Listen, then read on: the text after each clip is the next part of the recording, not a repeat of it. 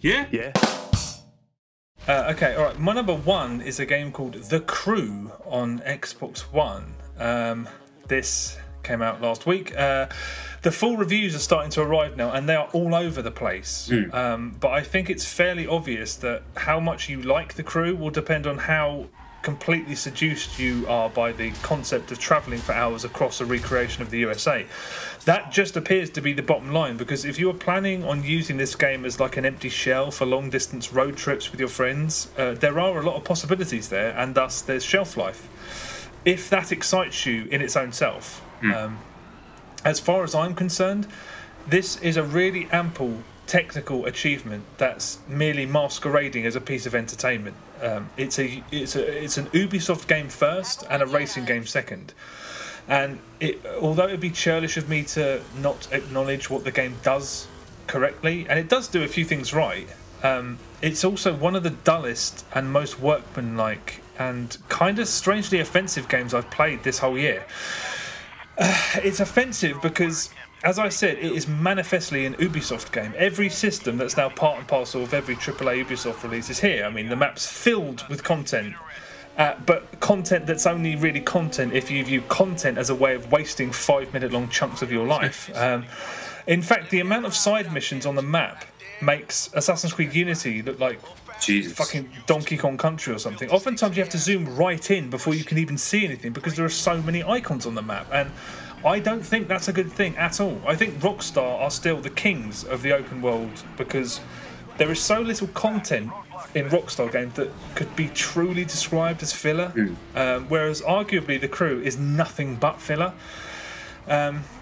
The gameplay is exclusively split into a few different modes. There are standard races, there are standard solo race against the clock missions, there are escape the cops missions, and those are just ripped straight from Watch Dogs and are fucking hellish.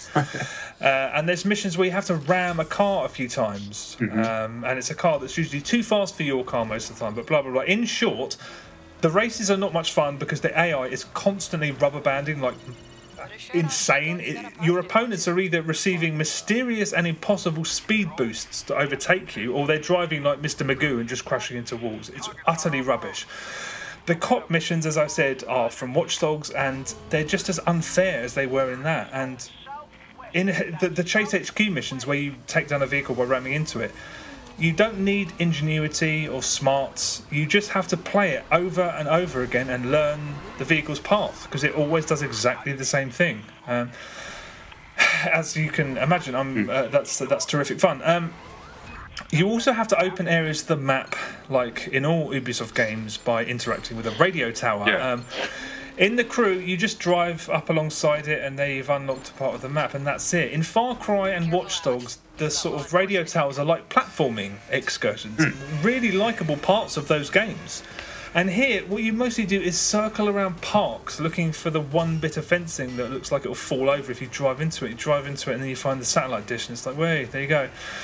There's also, in a game that does not need a plot, there is a plot, and there is no point in talking about the plot because it is painfully moronic. I mean, I feel stupid for I wish I'd never referred to anything as stupid, because this is a benchmark of stupidity, and there's no way for me to talk about the decision to put the plot in this game in the first place or the storyline itself without being really rude. So I'll just say the whole thing feels like it was written by an 8-year-old child with a really serious head injury. There's a little bit of Need for Speed, Fast and Furious, GTA. It is pop cultural fecal matter. This was not written. It was shat out by a person or persons. It's one of the worst instances of something that could be classed as writing that I've ever seen in my life. But my problem, I know this is pretty much exclusive to me, but for better or for worse, I couldn't help but keep comparing it to Criterion games, because everything in The Crew is drive here or race here or follow that car. And at one point there's a chase through a disused quarry, but you just drive through it, and I couldn't stop thinking about the quarry in Burnout Paradise, where you had to gather 8 people and then all try to do a spinning barrel roll through that piece of metal tubing up high. I was just like, yes. And then there's you drive down to Cape Cod at one point, and I saw a lighthouse, and I thought, oh, I remember that lighthouse in Most Wanted, where 8 of you just drive around getting drift points. Like, really fun stuff. But, you know, I know that's exclusive to me, but I mean, if you are happy with the crew, if you saw the original pitch and just were completely seduced by it, just about taking long distance drives. But even then, I don't even know if it will engage you in that instance, because the cars all feel the same. They have no character to them. Even if you stack your perks in favour of like clutch upgrades and whatnot, the cars feel very, very similar and not massively fun to drive. It seems this seems to have been a decision to kind of level the playing field online, but the game has no character and it just robs it of even more character. But yet there are good things in the game. The way that you level up your car is sort of done on the fly. You pass through these little ticker tape banners, and you do these little short challenges like a speed, or you sort of do a slalom test or something, right.